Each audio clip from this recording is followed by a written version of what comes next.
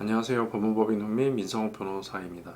오늘은 깡통 전세형 전세 사기에 대해서 좀 살펴보겠습니다.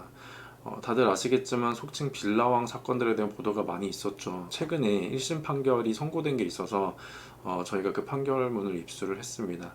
그래서 이 판결문을 통해서 어떤 요건들이 갖춰져야 깡통 전세형 전세 사기가 처벌이 될 수 있는지에 대해서 말씀을 드리겠습니다. 전세 사기의 다양한 종류와 그 예방법에 대해서는 제가 기존에 올려드린 영상이 있으니 참고하시기 바라고요. 보증금이나 전세금이 그 분양 가격이나 시가보다 높거나 그에 거의 근접한 경우를 의미하는데 다른 유형들보다 사실 처벌하기가 쉽지가 않습니다.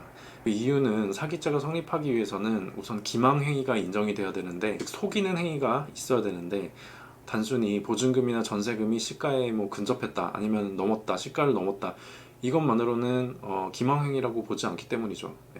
이건 이제 자기 물건을 비싸게 판다고 해서 그게 죄가 되지 않는 것과 마찬가지입니다.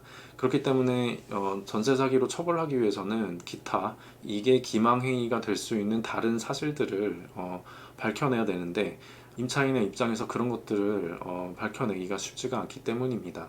하지만 깡통전세형 전세 사기는 특히 피해자들이 서민층이거나 사회 초년생들이죠. 이들이 오랜 기간 동안 노력을 해서 모아놓은 돈을 거의 통째로 날리게 되는 상황이 초래되기 때문에 이거를 처벌을 하지 않고 민사의 영역에 남겨두기에는 사회적 해악이 너무 크기 때문에 처벌이 필요성이 있다. 법리 구성을 어떤 식으로 해서 처벌을 할 거냐, 법조인들이 그런 부분에 대해서 좀 고민을 해왔던 것 같습니다. 그래서 이번에 1심 판결문이 나왔는데 징역 8년이 선고가 됐습니다. 법원에서 어떠한 논리 구성을 통해서 깡통전세형 전세 사기를 처벌했는지 한번 살펴보겠습니다. 우선 사실관계를 살펴보면 이 사건의 경우 임대차 보증금의 액수가 분양가보다 높았던 사안입니다. 그렇게 엄청나게 높았던 건 아니고 한 500만 원 정도 높았던 것 같아요. 범인은 2016년도 경부터 전형적인 무자본 갭 투자의 방식으로 약 500채 정도의 빌라와 다세대 주택을 소유하고 있었고요. 구체적인 수법은 자기가 분양받은 가격보다 약 500만 원 정도 높게 임대차 보증금을 설정을 해서 분양대행업자나 공인중개사에게 이거를 맡깁니다. 그래서 임차인이 계약을 하겠다고 오면 임대차 보증금을 받아서 그 차액 500만 원 중에 일부를 분양대행업자나 공인중개사에게 리베이트로 지급을 합니다. 한마디로 이제 뒷돈을 주는 거죠.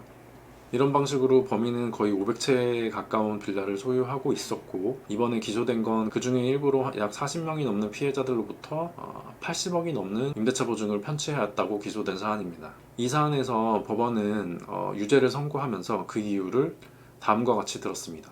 우선 첫째, 이미 27채의 빌라에 대한 임대차 계약을 체결하고 42억 원이 넘는 임대차 보증금 반환 채무를 부담하고 있었다는 점. 둘째, 일정한 소득이나 기타 재산이 없었다는 점. 셋째, 이와 같이 임대차 계약 건수가 워낙 많기 때문에 임대 건물에 하자가 발생을 해도 유지 보수 등 임대차 계약상 임대인의 채무를 이행할 의사나 능력이 없었다는 점. 이렇게 크게 세 가지를 판결 이유로 들었습니다. 이와 같이 판결 이유, 깡통 전세이기 때문에 사기다 이렇게 들어가지가 않죠. 그 이유는 앞서 말씀드렸듯이 깡통 전세라는 이유만으로 사기가 되는 게 아니기 때문입니다. 그래서 판결 이유를 반대로 생각해 보면 만약에 임대차 건수가 적었다, 지금 이 사건과 같이 수십 건이 아니라 한두 건이었다, 그리고 임대인에게 일정한 소득이 있었다거나 또는 기타 다른 재산이 있었다, 그래서 임대차 보증금 반환할 능력이 충분히 있었다, 그렇다면 전세 사기가 안 되겠죠.